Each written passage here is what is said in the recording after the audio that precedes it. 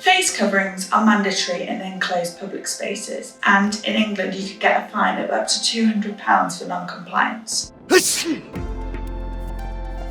Coronavirus spreads through droplets and aerosols, and it's thought that in part we can help stop the spread of the virus by wearing a face mask.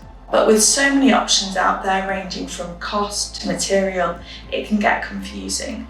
So what have we actually learned from a year of wearing face masks?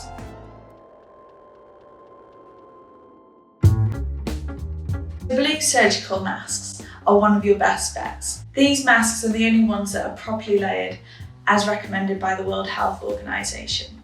They're fluid resistant and they offer some protection against the larger droplets that you get in sneezes and coughs. They're not designed to filter out tiny airborne particles called aerosols though. Experts think they only stop around 20% of these. They tend to fit a wider range of faces, offering good coverage coming underneath your chin. Plus, this metal wire means that you can adjust it to fit snugly on the bridge of your nose. This is good news if, like me, you're a glasses wearer and you struggle with your glasses steaming up. If you want more tips on how to prevent this, watch our video. At around 10p per mask if you buy them in bulk, they're very cheap and also very hygienic, as you should really throw them away after a single use or when they become damp. One thing we've learned over the last year though is that they're not great for the environment, and you'll often see these masks littered around, and there's even been some instances of wildlife getting caught in them. All face masks offer the best protection when they fit tightly against your face, and often these don't. What you can do though is tie knots in the ear straps so they fit to your face more tightly. You should be breathing through the masks rather than out of the sides. The key to reusable face masks is all in the material. The thicker the material, the better. Here we've got a shop-bought material face mask. The government recommends 2 layers or more of material, whereas the WHO recommends 3 or more. Basically, the more layers, the better. So, material face masks aren't fluid resistant and they stop around 20% of aerosols. Generally, these masks stop you from spreading the virus to other people. Avoid masks with vents in them, as this lets air pass through and defeats the point of wearing a mask in the first place. A good way to test if you've got the right material is by doing the candle test. Can you blow out a candle 1 foot away whilst wearing the mask? It won't necessarily show you if your material is good enough, but it's a good way to show you if it isn't.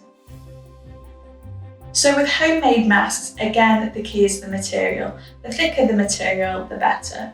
If you don't have thick material at home, you can multi-layer it instead. What you're trying to balance here is breathability with effectiveness. Some materials might be very good at stopping droplets passing through. If you can't breathe through it, it's not going to be very practical. Scientists at the University of Cambridge found that reusable vacuum bags were the most effective in terms of breathability and filtering out ultrafine particles. Double masking. So another way to ensure that your blue mask is fitting tightly on your face is by double masking, and this is something that's become increasingly recommended by the CDC and Anthony Fauci in America. You can do this by wearing a shop-bought or homemade material face covering over the top of your blue mask, and that's going to mean it sits much more tightly and securely on your face.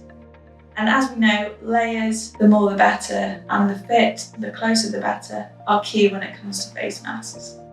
One potential drawback is though that if you're wearing 2 masks, you might be more inclined to touch your face or to adjust your masks. This could actually end up counteracting the benefits of wearing a face mask in the first place. Because once your mask's on, you don't want to be fiddling with it.